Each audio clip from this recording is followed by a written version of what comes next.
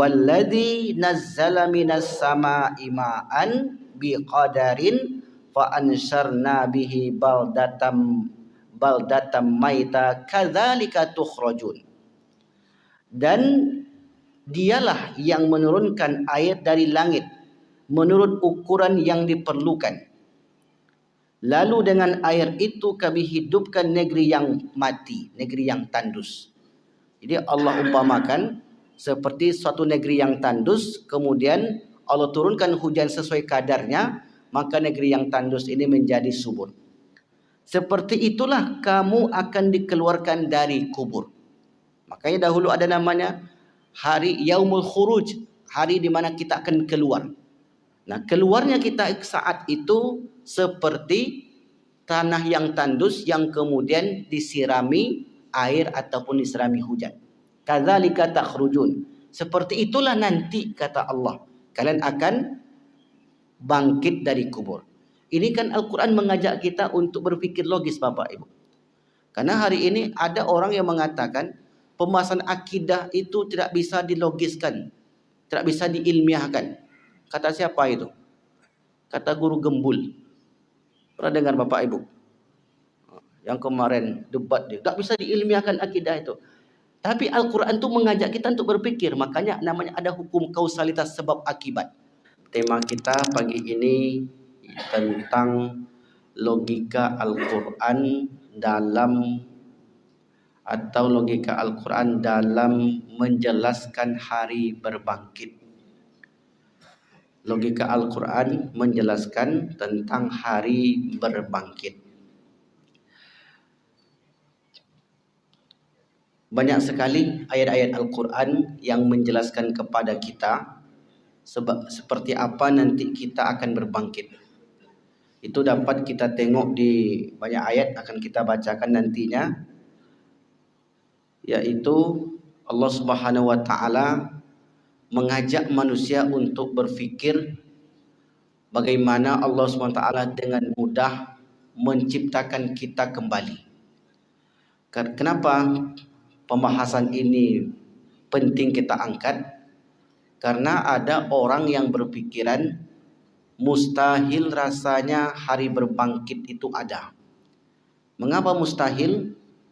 Karena orang yang sudah menjadi abu, sudah menjadi tanah, sudah menjadi apa lagi namanya, sudah hancur, sudah menjadi pasir, sudah dimakan oleh hewan buas dan seterusnya, maka ini secara logika tidak mungkin bisa terjadi.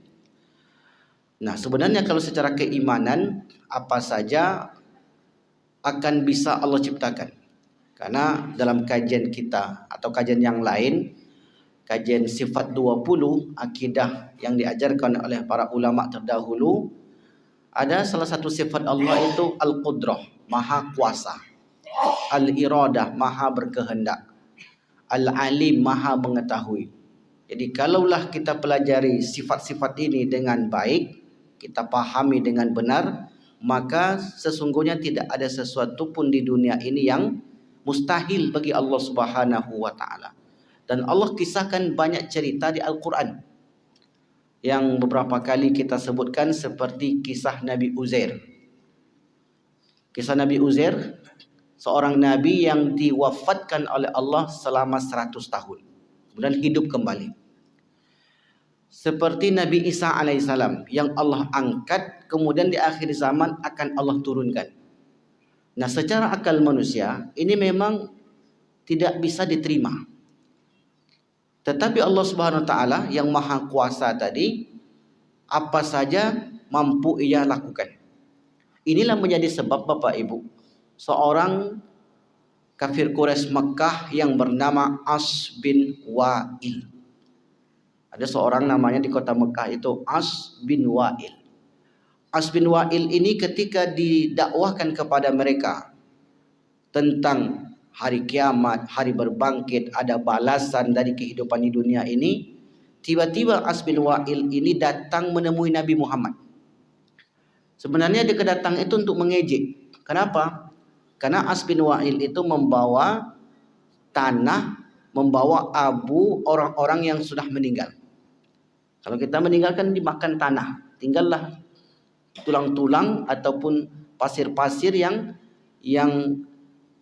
dimakan oleh tanah tadi. Tubuh kita yang dimakan oleh tanah, maka tinggallah sisa-sisa itu. Lalu kemudian dibawalah oleh As bin Wa'il itu ke hadapan Rasulullah segenggam tanah, yang mana dahulu tanah ini adalah bekas di mana orang meninggal. Lalu setelah itu dihembuskan ataupun dituangkan di hadapan Rasulullah. Dia katakan, apakah ini yang akan dibangkitkan wahai Muhammad? Maksudnya, ini yang sudah menjadi tanah ini, apakah ini yang akan dibangkitkan? Di mana letak akalmu? Mungkinkah tanah ini yang sudah menjadi, yang tulang belulang ini sudah menjadi tanah romim? Romim itu izaman warufatan, yang sudah menjadi abu ini akan dibangkitkan kembali. Lalu kemudian Rasul bacakan ayat Al-Quran. Karena Rasul tidak bisa juga menjawab dengan logika dia, sebab hal itu termasuk ranah gaib. Maka Rasulullah membacakan ayat Al-Quran. Turunlah kemudian, atau Rasul bacakan surat Yasin, surat ayat yang ke-87 kalau tidak salah. Wa daraballahu mathalan wa nasiya khalqa qala may yuhyil 'izama wa hiya ramim. Jadi wa daraballahu mathalan wa nasiya khalqa. Wa daraballahu, dan Allah memberi perumpamaan kepada mereka, daraballahu wa nasiya khalqa, lalu mereka melupakan ciptaan mereka. Wa hiya ramim, karena sudah menjadi abu dan tulang belulang. Maka dijawab oleh ayat berikutnya, qul yuhyihal ladzi ansha'aha awwala marrah. Katakanlah, siapakah yang mengadakan, yang menciptakan kalian pertama kalinya? Ini kan pertanyaan. Yang pertanyaan untuk menjawab tantangan daripada As bin Wa'il ini. Lalu namanya orang yang tidak beriman kepada perkara gaib, maka juga mereka tidak menerima apa yang disampaikan oleh Rasulullah sallallahu alaihi wasallam. Nah, ayat-ayat semacam itu Bapak Ibu terdapat di beberapa surat. Misalnya surat Qaf. Afa'ayina bil khalqil awal. Apakah kami lemah dalam penciptaan kalian pertama kali? Maksudnya, dahulu kalian itu belum ada, lalu kemudian kami jadikan menjadi sesuatu yang ada. Lalu kemudian yang ada itu menjadi tiada, lalu kemudian kami adakan kembali. Apakah kami akan lemah terhadap itu? Ini kan pertanyaan Allah. Afa'ayina bil khalqil awal bal labsun fi khalqin jadid. Bahkan mereka ragu-ragu dengan penciptaan yang baru. Penciptaan yang baru ini maksudnya apa? Inilah penciptaan kita dibangkitkan dari kubur kita. Nah, kemudian Al-Quran mengilustrasikan, kita bahasanya melogikakan, mengilustrasikan hari kebangkitan itu nanti seperti tumbuhan, seperti biji-bijian. Kalau ulama-ulama dahulu banyak yang mengumpamakan seperti cendawan. Nah, itu sama saja sebenarnya, mau seperti cendawan, mau seperti biji-bijian, seperti apa saja. Seperti biji-bijian yang kita tabur di atas tanah gundukan, tanah yang sudah kita buat bedeng, lalu kemudian tanah itu kita siram. Maka logika kita mengatakan ketika tumbuh-tumbuhan itu, ketika biji itu disiram di atas tanah yang subur, maka dia akan tumbuh merata dan tumbuh semakin hari semakin besar, terus semakin disiram. Maka seperti itulah Al-Quran mengajak kita berfikir. Nanti seperti itulah hari kebangkitan itu berlaku kepada manusia. Seperti satu biji atau beberapa biji yang kemudian kita tabur di atas tanah yang subur, lalu disiram hujan ataupun kita yang menyiram, kemudian biji-bijian ini tumbuh seperti cendawan. Kenapa begitu Bapak Ibu yang dimuliakan Allah? Ada rahasia sebenarnya. Rahasianya itu adalah pada setiap manusia ada satu tulang yang Allah titipkan, di mana tulang ini Allah buat kekal. Saya ulang lagi. Pada diri manusia Allah titipkan satu tulang Yang mana tulang ini dibuat oleh Allah, diciptakan oleh Allah menjadi kekal. Dalam buku saya yang berjudul 20 tanya jawab seputar akidah, ada makhluk-makhluk Allah yang Allah buat kekal.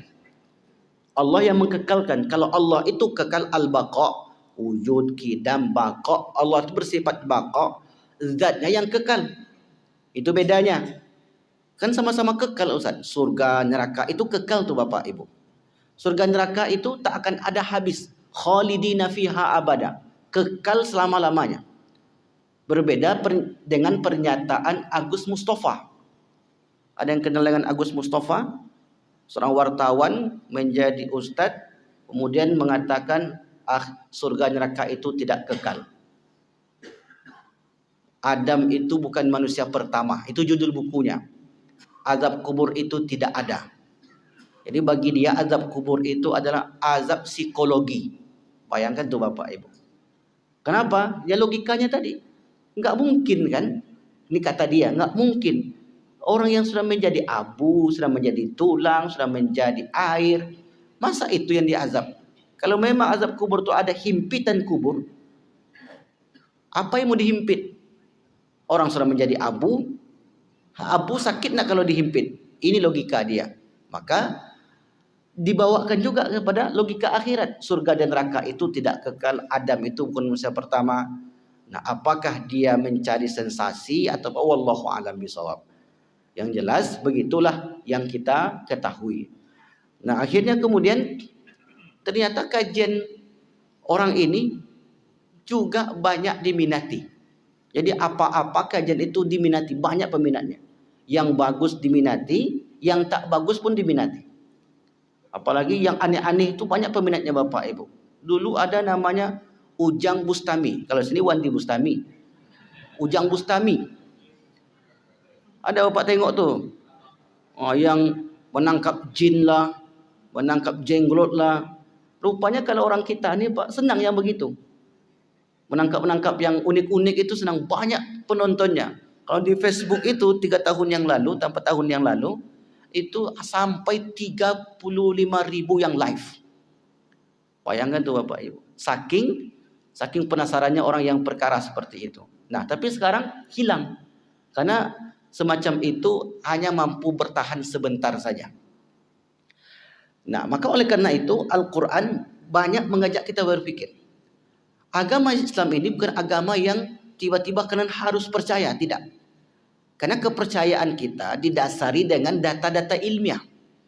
Al-Quran ini menurut saintis seperti yang diungkapkan oleh Zakir Naik, 80% itu bisa diilmiahkan. Adapun yang 20%-nya lagi karena bersifat gaib, maka itu tak bisa diilmiahkan. Dalam logika kami, kata dia, para saintis, sesuatu itu yang melebihi 80% keilmiahannya, maka itu dianggap semuanya 100% itu ilmiah. Ini kata orang ilmiah, kita kan bukan peneliti. Tapi itu ungkapan Zakir Naik ketika dia berdebat dengan para ateis. Nah, di sini Bapak Ibu yang dimuliakan Allah, Allah mengumpamakan hari kebangkitan itu seperti biji-bijian yang ditanam di tanah yang tandus, kemudian tanah itu disiram hujan, tumbuhlah dia. Dari mana tadi tumbuhnya? Dari satu tulang yang Allah titipkan pada setiap manusia. Sebagaimana sabda Rasulullah, kullu ibni Adam ya'kuluhut turab. Setiap kita ini, setiap anak Adam dimakan tanah. Ini maksudnya pada umumnya, kecuali dulu ada beberapa kasus yang Allah buat dia kekal. Ini kan orang-orang tertentu seperti Nabi, para penghafal Quran, para syuhada. Pada umumnya kalau kita meninggal akan dimakan tanah. Illa kecuali yang tak dimakan tanah itu, kata Rasul, ajbal zanab, tulang ekor. Ini namanya tulang ekor. Jadi di bagian tempat duduk kita, itu ada satu tulang yang paling ujung. Maka yang paling ujung itu sebelah tulang ekor. Tulang ekor ini didesain oleh Allah Subhanahu wa taala dengan desain yang tidak bisa hancur. Nah, begitu Bapak Ibu. Karena dibuat Allah kekal. Tulang ekor, roh itu kekal itu. Surga, neraka, Lauhul Mahfuz, qalam. Inilah, kalau nggak salah ada 7, ini ada tinggal 1. Ada 7 kalau nggak salah yang saya tulis, ini saya sebutkan 6. Arash 1. Nah, inilah yang dikekalkan oleh Allah Subhanahu wa taala. Kalau Allah Subhanahu wa taala zatnya yang kekal. Dia yang kekal, zatnya kekal, dan dia jadikan beberapa makhluk itu bersifat kekal. Salah satunya roh yang ada di dalam tubuh kita. Maka nanti ketika terjadi kiamat, kullu man 'alaiha fan. Segala sesuatu yang ada di alam semesta ini binasa, wa yabqa, dan yang kekal adalah Allah. Dan ada makhluk-makhluknya yang dibuat kekal oleh Allah. Surga dan neraka hancur nak ketika alam semesta ini hancur? Maka tidak. Kan surga neraka itu sudah ada dan Allah buat kekal selama-lamanya. Okey, baik. Kita ambil beberapa ayat tentang logika Al-Quran dalam menjelaskan hari kebangkitan. Pertama, Quran surah Az-Zukhruf. Zuhruf surat yang ke-43 ayat 11. Allah berfirman, "Walladzi nazzala minas samaa'i ma'an biqadarin fa ansharna bihi baldatan maita kadzalika tukhrajun." Dan dialah yang menurunkan air dari langit menurut ukuran yang diperlukan. Lalu dengan air itu kami hidupkan negeri yang mati, negeri yang tandus. Jadi Allah umpamakan seperti suatu negeri yang tandus, kemudian Allah turunkan hujan sesuai kadarnya, maka negeri yang tandus ini menjadi subur. Seperti itulah kamu akan dikeluarkan dari kubur. Makanya dahulu ada namanya hari Yaumul Khuruj, hari di mana kita akan keluar. Nah, keluarnya kita saat itu seperti tanah yang tandus yang kemudian disirami air ataupun disirami hujan. Kadzalika takhrujun. Seperti itulah nanti kata Allah, kalian akan bangkit dari kubur. Ini kan Al-Quran mengajak kita untuk berpikir logis, Bapak Ibu. Karena hari ini ada orang yang mengatakan pembahasan akidah itu tidak bisa dilogiskan, tidak bisa diilmiahkan. Kata siapa itu? Kata guru Gembul. Pernah dengar Bapak Ibu? Yang kemarin debat dia. Tak bisa diilmiahkan akidah itu. Tapi Al-Quran itu mengajak kita untuk berpikir. Makanya namanya ada hukum kausalitas sebab akibat. Maka salah satunya Allah ngajak kita berpikir bagaimana nanti hari berbangkit itu seperti apa. Ada ilustrasikanlah oleh Allah Subhanahu wa taala seperti tanah yang tandus yang kemudian disirami hujan. Satu lagi, surah Ar-Rum, surat yang ke-30, ayat yang ke-50. Allah berfirman, "Fanzur ila athari rahmatillah." Maka lihatlah kepada rahmat-rahmat Allah yang ada pada kalian, bekas-bekas rahmat Allah yang ada pada kalian. Kaifa yuhyil arda ba'da mautiha.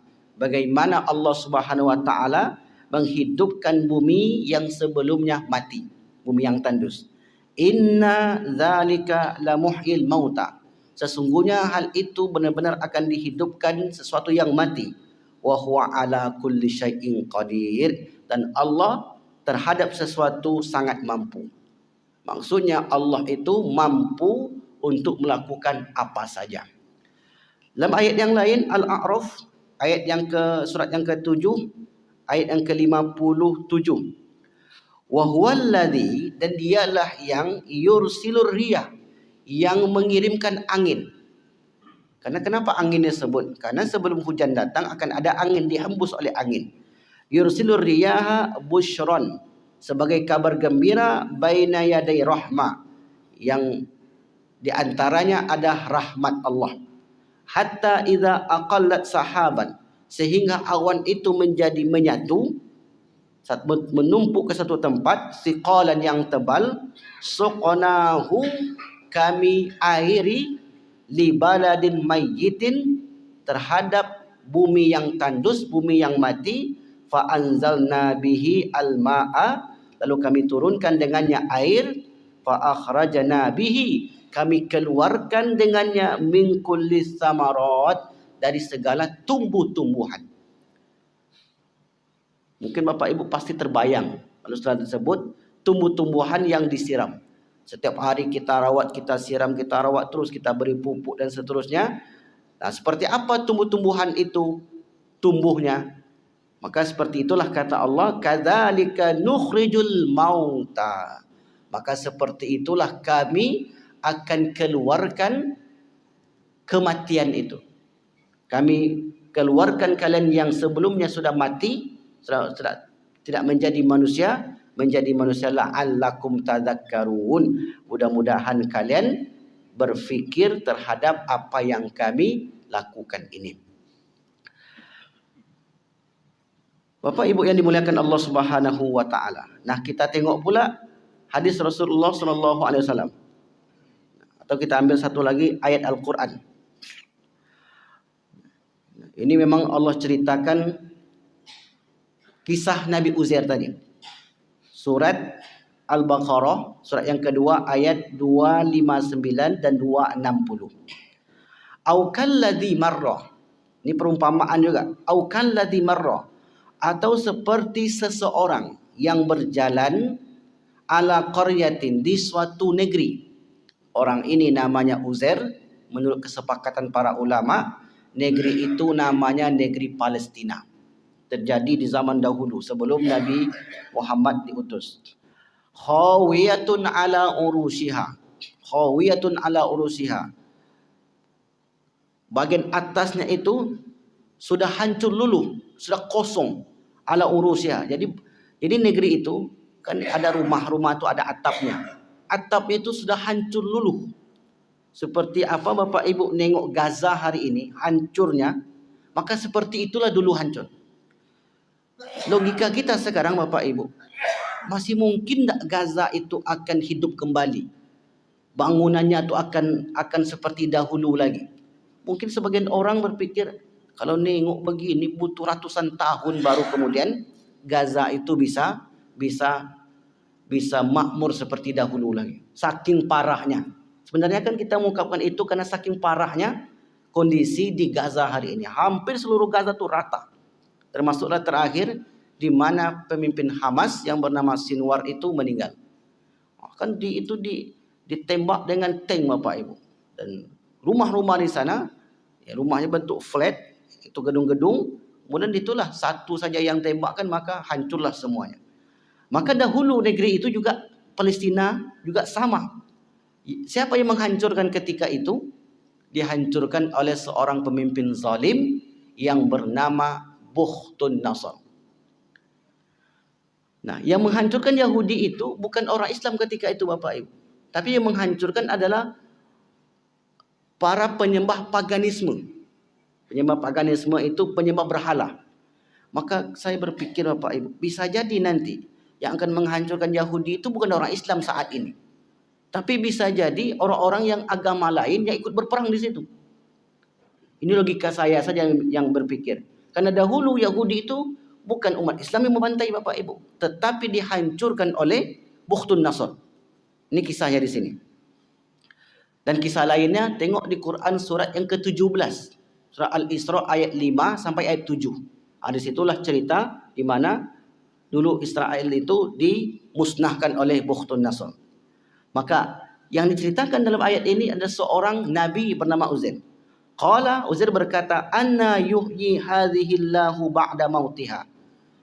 Dalam hatinya dia berkata, bagaimana mungkin Allah bisa kembali menciptakan, membangun negeri yang sudah hancur ini? Kata para ulama, Uzair itu tidak ragu. Mustahil seorang nabi ragu dengan kekuasaan Allah. Tapi Uzair karena menengok saking parahnya kehancurannya. Fa'amatahu Allahu mi'ata amin summa ba'athah. Kemudian Allah wafatkan Uzair itu selama 100 tahun. Summa kam labista. Qala kam labista. Lalu Allah utus malaikat kepada Uzair. Qala kam labista, berapa lama kau tidur di sini wahai Uzair? Qala labistu yauman aw ba'da yaum. Aku di sini baru 1 hari atau setengah hari. Saking cepatnya, saking sebentarnya hari itu. Qala, malaikat itu menjawab, bal labista mi'ata amin. Tidak wahai Uzair, engkau di sini sudah tidur 100 tahun. Fangzur ila ta'amika. Lihatlah makanan-makananmu ini. wa syarabika, dan minuman-minuman yang kamu bawa dari rumah, lam yatasanna, tidak berubah. Jadi malaikat tadi mengatakan, engkau di sini wahai Uzair sudah 100 tahun. Coba tengok makanan dan minuman yang kamu bawa dari rumah. Ditengok makanan dan minuman, rupanya makanan dan minuman Uzair itu sama sekali tidak berubah. Tetap seperti itu. Maka di sini Uzair langsung menjawab, coba lihat makanan dan minuman saya ini tidak berubah. Ini bukti bahwasanya saya di sini baru 1 hari atau setengah hari. Lalu kemudian kata malaikat, wangzur ila himarika. Coba lihat keledaimu itu wahai Uzair. Ketika dia melihat bapak ibu, keledainya sudah menjadi tanah. Walinaja'alaka ayatan linnas, agar kami jadikan tanda-tanda bagi manusia. Wangzur ilal izam, dan tengoklah kepada tulangnya itu. Kaifanun shizuha, bagaimana kami rakit dan susun kembali. Disusun kembali oleh Allah Subhanahu wa taala. Sumanaksuha lahma, kemudian ditumbuhkan kembali daging-daging yang ada pada tulang tersebut seperti sedia kala. Lalu kemudian diberi nyawa lagi oleh Allah. Maka nanti begitulah Bapak Ibu, ketika tubuh kita ini sudah diciptakan kembali, kalau bentuknya dalam satu riwayat yang saya dapati, bentuk kita ini nanti di padang mahsyar ataupun di surga itu tingginya setinggi Nabi Adam. Jadi nggak ada yang kecil nanti Bapak Ibu. Setinggi Nabi Adam. Adapun perawakan kita seperti perawakan Nabi Yakub. Dan wajahnya itu setampan Nabi Yusuf. Yang perempuannya juga seperti dibuat oleh Allah cantik. Makanya inilah kemudian yang menyebabkan laki-lakinya yang di dunia, suaminya yang di dunia, tidak memilih bidadari surga. Karena dibuat oleh Allah cantik di depan suaminya. Semakin hari mereka itu semakin cantik. Nah begitulah setelah utuh kita ini menjadi satu wujud, di situ Allah tiupkan kembali ruh yang sudah diambil tadi. Maka disitulah kita hidup. Maka ruhnya keledai itu ditiupkan kembali sehingga dia berteriak dengan teriakan keras seakan-akan kiamat sudah terjadi. Maka kata Uzair, qala a'lamu annallaha ala kulli syai'in qadir. Kemudian hidup lagi. Kenapa tadi makanannya tidak berubah Bapak Ibu? Allah ingin memberikan pesan kepada Uzair, begitulah kehidupan akhirat. Seberapa lama pun kalian hidup di sana, kan tak akan berubah. Karena rupanya ketika saya jelaskan tentang kehidupan akhirat, ada yang bertanya, kalau kita nanti di sana Ustaz, di akhirat, kan beribu-ribu tahun itu. Nanti kami tua lagi enggak Ustaz? Jadi bayangnya seperti di dunia Bapak Ibu. Kecil, tua, kecil, muda, tua, mati, kemudian kecil. Tidak ada tuanya. Maka diilustrasikanlah seperti makanan yang ada pada Uzair tadi, tidak berubah sama sekali. Ini logika Al-Quran. Kemudian yang kedua, wa in qala Ibrahim, kisah Nabi Ibrahim. Ayat berikutnya. Rabbi arini kaifa tuhyil mauta. Ya Tuhanku, tengokkan, perlihatkan kepadaku bagaimana engkau menghidupkan yang mati. Qala awalam tu'min, kata Allah kepada Ibrahim, wahai Ibrahim, apakah engkau tidak percaya, tidak beriman kepadaku? Qala bala, kata Ibrahim, bukan begitu ya Allah, saya percaya, tapi untuk walakin yatma'inna qalbi, untuk menenangkan hatiku. Apa hikmahnya Bapak Ibu? Terkadang kita bukan tak percaya dengan Allah, tetapi kalau kita melihat keajaiban dalam kehidupan kita, bertambah iman kita. Jadi saya yakin kita ini semuanya percaya dengan Allah, tapi kemudian terkadang ada sesuatu yang Allah buat secara ajaib, iman kita semakin bertambah. Apa contohnya Bapak Ibu? Kita kembali lagi contoh di Gaza tadi. Saya ikuti berita perkembangan. Bom yang sudah dijatuhkan oleh Israel di Gaza itu melebihi bom yang pernah terjadi di Perang Dunia Kedua. Kalau di Inggris itu yang dijatuhkan oleh Nazi dahulu 10.000 ton. Kemudian yang di Hiroshima itu lebih kurang 15.000 ton. Di Gaza itu 25.000 ton. Secara logika manusia, sudah pasti luluh lantak itu Hamas. Pasti habis loh orang Gaza. Tapi kenyataannya bagaimana Bapak Ibu? Inilah membuat mereka itu semakin percaya akan adanya Allah, meskipun belum Allah berikan kemenangan. Ada yang bertanya, seorang ateis bertanya, kenapa Allah tidak beri kemenangan kepada orang-orang terzalimi? Apa jawaban orang Islam itu? Bukan Allah tak memberi, tapi Allah ingin melihat adakah kasih sayang di antara kaum muslim itu yang membantu saudaranya. Jadi mungkin kita juga bertanya Bapak Ibu, ya Allah, saudara kita di Gaza ini sudah babak belur, kok Allah juga belum beri kemenangan? Sesungguhnya bukan Allah tak bisa, Allah cukup, kun fayakun, jadi bagi Allah. Tetapi mengapa Allah tidak buat mereka menang sekarang? Allah ingin melihat adakah di antara hamba-hambanya yang lain yang ikut berpartisipasi, yang ikut berkontribusi untuk membantu mereka. Karena kalau Allah skenario Allah saja, selesai nanti kehidupan dunia ini. Terzalimi, turun malaikat, dah dihancurkan. Terzalimi, turun malaikat. Sehingga kemudian orang beriman tu, udahlah, enggak usah kita tolong. Nanti malaikat pun turun. Kan psikologi kita begitu Bapak Ibu. Tak usah tolong Bapak tu. Ada kok backingannya. Kan begitu kita. Maka kalau kita katakan, enggak usahlah tolong orang Gaza tu. Kan ada backingannya Allah. Jadi di mana peran kita? Di mana doa-doa kaum muslimin? Di mana uluran tangan kaum muslimin? Ini sebenarnya yang diinginkan oleh Allah, sehingga Allah belum beri. Tapi kalau nanti sudah tidak ada yang peduli lagi di dunia ini, maka hukuman Allah itu pasti akan turun.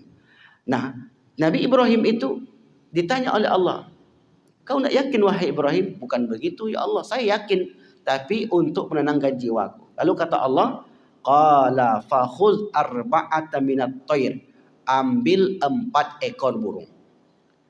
Kemudian fasurhunna ilaika, kemudian dicincang-cincang kalau bahasa lainnya. Fasurhunna ilaika, dipotong-potong burung itu. Summa ja'al ala kulli jabalin minhunna juz'a. Setiap kepingan-kepingan, potongan-potongan burung itu diletakkan di 4 gunung yang berbeda. 1, 2, tempat yang jauh. Lalu kemudian setelah dilakukan oleh Ibrahim, dicarilah beberapa ekor burung, kemudian dipotong-potong, kemudian bagian-bagiannya ini, daging-dagingnya ini letakkanlah di 4 gunung yang berbeda. Sesudah itu, summat uhunna, wa Ibrahim panggil burung itu. Panggil burung itu. Ibrahim pun panggil Bapak Ibu. Nak tahu bahasanya seperti apa? Al-Quran yang menyebutkan seperti, dipanggillah burung yang sudah dipotong dan cincang oleh Ibrahim tadi. Ya'tika sa'ya. Tiba-tiba dia mengepakkan sayapnya kembali, datang ke hadapan Ibrahim. Begitulah logika kematian, hari kebangkitan nanti. Makanya ada sebelum ini kita bahas Yaumul Khuruj. Yauma yasma'una sayhata bil haqq, dzalika yaumul khuruj. Pada hari itu kalau mendengarkan suara yang keras dengan satu kali panggilan, maka semuanya akan keluar dari kuburnya. Ini Ibrahim kan diperintah Allah, potong burung-burung itu, kemudian kau panggil dengan panggilan yang keras. Dipanggillah oleh Ibrahim. Tiba-tiba burung itu datang kepada Ibrahim alaihissalam. Kemudian burung itu dalam keadaan hidup seperti sedia kala. Wa'lam annallaha azizun hakim. Dan ketahuilah wahai Ibrahim, sesungguhnya Allah itu maha perkasa atas segala sesuatu. Atau maha perkasa dan bijaksana terhadap segala sesuatu. Maka inilah beberapa ayat yang dapat kita ambil sebagai pegangan bahwasanya hari berbangkit itu pasti akan terjadi. Maka logikanya ataupun ilustrasi-ilustrasi yang disampaikan oleh Allah Subhanahu wa taala menambah keimanan kita. Kan itu intinya Bapak Ibu. Menambah keimanan kita. Oh, berarti benar. Ada nanti hari berbangkit itu. Walaupun saya sudah menjadi tanah, walaupun saya mati di lautan, walaupun saya meninggal nanti, mohon maaf misalnya terbakar, walaupun saya hanyut hilang tertimbun bebatuan gunung, walaupun saya nanti meninggalnya di bulan, walaupun saya nanti meninggalnya tak tahu di bumi mana. Karena Al-Quran mengatakan wala tadribi ay ardin tamut. Kamu tak tahu di bumi mana kamu akan meninggal. Tetapi Allah Subhanahu wa taala akan kumpulkan kembali kita dengan mudah. Nah, kemudahan itu dijelaskanlah di dalam beberapa ayat-ayat suci Al-Quran. Wallahu alam bissawab. Satu lagi sebagai penutup, di mana Allah SWT fa ahyaina bihil arda ba'da mautiha, kami hidupkan manusia itu setelah dia mati, kadzalikan nusyur, maka seperti itulah kebangkitan datang. Maka kata Ibnu Abbas dalam Tanwir Al-Mikbas, Allah mengirimkan angin lalu menurunkan hujan ke negeri-negeri yang tidak ditumbuhi tumbuhan. Kemudian hujan membasahi tanah yang tandus dan kering, lalu tumbuhlah tumbuh-tumbuhan, maka seperti itulah perumpamaan hari berbangkit. Wallahu a'lam bishawab. Inilah pelajaran kita pada pagi yang berbahagia ini tentang logika Al-Quran terhadap hari kebangkitan. Karena orang-orang yang akan membantah, akan menolak hari kebangkitan itu hanya bisa dijawab dengan dalil, kemudian kita kuatkan dengan logika kita. Kenapa begitu Bapak Ibu? Karena di dalam agama Islam ada orang-orang yang ingin melemahkan iman kita. Ketika kita kasih dalil, mereka tidak percaya dalil. Ini biasanya orang-orang orientalis, para orientalis, orang barat yang mempelajari timur. Mereka melemahkan akidah umat Islam. Dengan dalil Al-Quran mereka nggak percaya. Dengan dalil hadis mereka nggak percaya. Bagaimana cara untuk memberikan pemahaman kepada mereka? Kita menggunakan logika yang bagus.